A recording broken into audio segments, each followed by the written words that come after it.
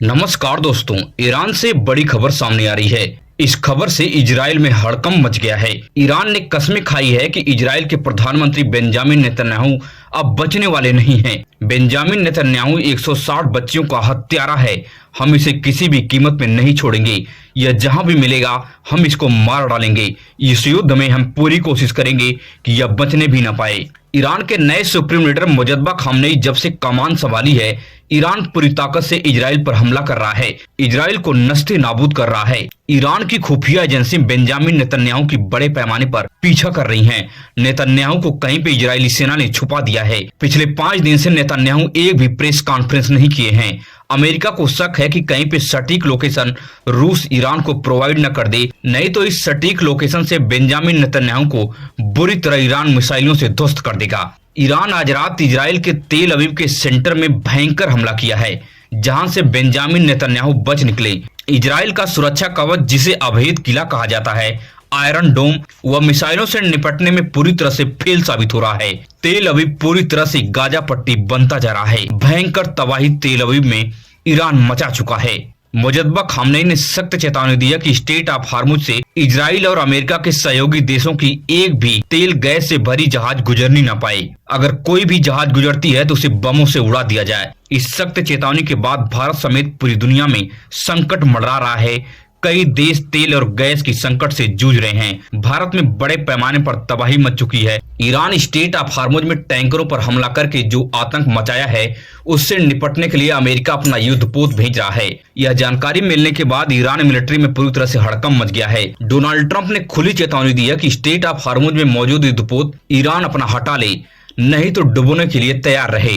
Iran जो पूरी दुनिया को तेल गैस सप्लाई रोककर आतंक फैला रहा है, बहुत जल्द स्टेट ऑफ हार्मुज को ईरानी आतंकवादियों से हम आजाद करवाएंगे और पूरी दुनिया में तेल और गैस का संकट खत्म करने के लिए हम अपने 2000 सैनिकों को वहां पर भेज रहे हैं। बहुत बड़ा एक्शन स्टेट ऑफ हार्मुज पर अमेरिका करने जा रहा है। आपको क्या लगता है कि अमेरिका स्टेट ऑफ हार्मुज पर अपना नियंत्रण कंट्रोल कर पाएगा या ईरान के सामने नतमस्तक रहेगा और पूरी दुनिया में तेल और गैस के संकट इसी तरह से बरकरार रहेगा और बेंजामिन नेतन्याहू से बदला लेने के लिए ईरान जिस तरह से कस्में खाई है कि बेंजामिन नेतन्याहू को हम नस्ते नाबूद कर देंगे, क्या ईरान इसमें सफलता हासिल कर पाएगा?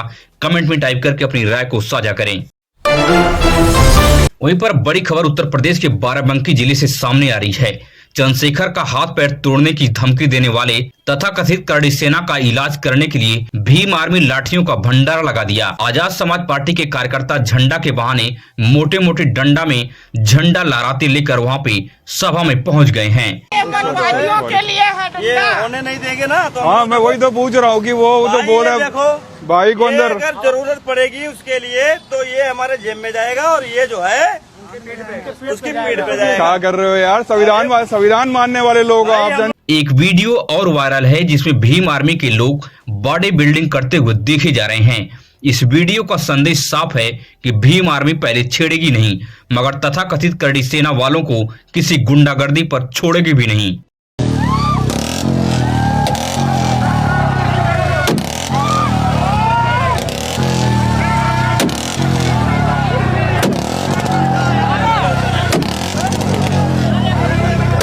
आज चंद्रशेखर की इस रैली की चर्चा पूरे देश में बड़े पैमाने पर हो रही है। इस रैली का क्रेज करड़ी सेना का एक तथाकथित व्यक्ति धमकी देने से और ज्यादा बढ़ा दिया है कि रोज सरेआम गुंडागर्दी घुसने नहीं देंगे, पैर तोड़ देंगे। मैं चमड़े की चप्पल पहन के आया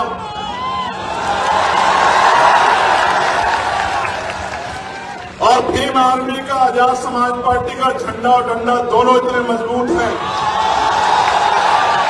और मैं बता देना चाहता हूं कि हम चमड़ा उतारना भी जानते हैं,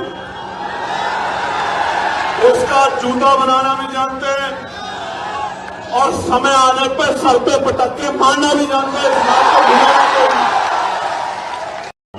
कि रोज मान्यवर कांसीराम जयंती के अवसर पर चंद्रशेखर अपना दमखम दिखाने बाराबंकी पहुंच गए थे और चंद्रशेखर 2027 के उत्तर प्रदेश की विधानसभा चुनाव की तैयारियां शुरू कर दी है। उत्तर प्रदेश की लगभग सभी पार्टियां अभी सो रही हैं, लेकिन चंद्रशेखर लगातार कई ताबड़तोड़ रैलियां कर चुके हैं। चंद्रशेखर उत्तर प्रदेश में जितने बड़े पैमाने पर मजबूत हो रहे हैं, बहुजन समाज पार्टी के लिए खतरे की घंटी बनते जा रहे हैं, क्योंकि दलित समाज अब बहुजन समाज पार्टी से शिफ्ट होकर आजाद समाज पार्टी में जाने के लिए तैयार है। दलित समाज के युवा चंद्रशेखर को एक उम्मीद की निगाह से देख रहे हैं कि चंद्रशेखर आने वाले समय में उत्तर प्रदेश की राजनीति में बहुत बड़ा कुछ करके दिखाने वाले हैं। मगर दलित समाज के वोट बैंक में बड़े पैमाने पर सेंधमारी सपा कांग्रेस भी करती हुई नजर आ रही हैं। सूत्रों के मुताबिक 2027 के विधानसभा चुनाव में बड़े पैमाने पर दलित समाज से समाजवादी पार्टी और कांग्रेस अपना कैंडिडेट उतार सकती हैं। वहीं पर अब बड़ी खबर मध्य प्रदेश से आ रही है। मध्य प्रदेश के बड़वानी जिले की डीएम जयती सिंह का कहना है, रोटी पराठे की जगह कुछ और खाएं जिसमें गैस का प्रयोग बहुत कम हो रहा है। हो सके तो इंडक्शन चूल्हा, डीजल भट्ठी का प्रयोग करें। अभी जो हमारे केटर एसोसिएशन है, मैरिज गार्डन है, होटल इत्यादि है, उनसे यही अनुरोध करूंगी कि अन्य वैकल्पिक सोर्सेज को हम लोग यूज कर सकते हैं, जैसे इंडक्शन इत्यादि है उसका हम लोग यूज कर सकते हैं। साथ में डीजल भट्टी भी होती है हमारी, जो करीब 20-25 हजार की होती है और बल्क में उसके ऊपर खाना इत्यादि बनाया जा सकता है, उसका उपयोग कर सकते हैं। मेन्यू को भी एक बार पुनर्विचार किया जा सकता है। ज्यादा ईंधन वाली चीजें, रोटी पराठे से शिफ्ट होके हम लोग कोई अन्य बल्क टाइप की मेन्यू है उनको भी हम लोग इनकॉर्पोरेट कर सकते हैं। तो थोड़ा विवेकपूर्ण निर्णय लेकर अगर कोई प्रतिकूल स्थिति बन रही है तो मेरा अनुरोध रहेगा कि उससे हम लोग आसानी से सामना करें। आखिर यह मैडम यह ज्ञान देश की जनता को क्यों दे रही हैं? जब महामानव प्रधानमंत्री के हिसाब से कोई कमी देश में नहीं है, देश में लोग अफवाह फैला रहे हैं। प्रधानमंत्री मोदी का इस प्रकार का कहना है, भारतीय जनता पार्टी का इस प्रकार का कहना है, मगर मध्य प्रदेश की यह डीएम क्यों सफाई दे रही हैं? क्यों लोगों को समझाती हुई नजर आ रही हैं कि आप लोग ऐसा खाना खाएं जहां पर गैस का प्रयोग कम हो? अब लोग सोशल मीडिया पर लिख रहे हैं कि इन मैडम के घर से सिलेंडर छापा मार कर उठा लेना चाहिए। मैडम डीजल और भट्टी या इंडक्शन या किसी और वैकल्पिक ईंधन पर अपना खाना पकाएं और रोटी पराठे पर निगरानी रखनी चाहिए कि यह खिचड़ी खाकर देश की प्रगति में योगदान कर रही हैं या नहीं कर रही हैं, या सिर्फ इस प्रकार का बस ज्ञानबाजी कर रही हैं। यह बड़ा सवाल है जो सोशल मीडिया के माध्यम से देश की जनता डीएम जयती सिंह से पूछ रही है।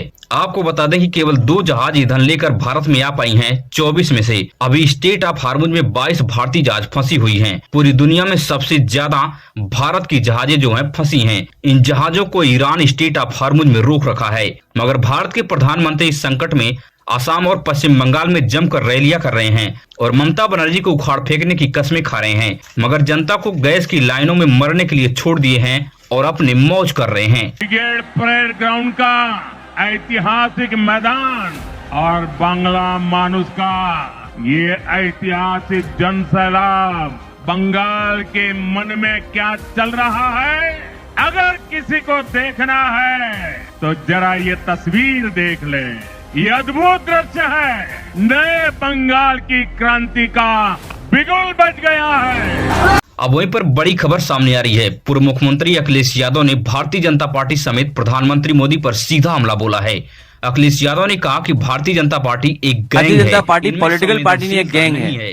पूजनी शंकराचार्य अब देखिए आप गैंग क्यों नहीं है? इन्होंने स्नान नहीं करने दिया, लगातार अपमान किया। यही योगी जिसको आप लोग साधु संत कहते हो, हम तो हुमायूं का बेटा अकबर कहते हैं, हम तो औरंगजेब कहते हैं, ये नहीं है हिंदू कहने के लायक। ये मंदिर तोड़ने का समर्थन करने वाला आदमी है। 150 से ज्यादा मंदिर तोड़ दिए गए, एक शब्द नहीं निकला इसके मुंह से, इसलिए कि इसकी मुख्यमंत्री की गद्दी ना चली जाए। मुख्यमंत्री की गद्दी को महत्वपूर्ण समझने वाला पौराणिक मूर्तियों के सामने क्या हिंदू हो सकता है? वो सत्ता लुलूप है, वो हिंदू नहीं है।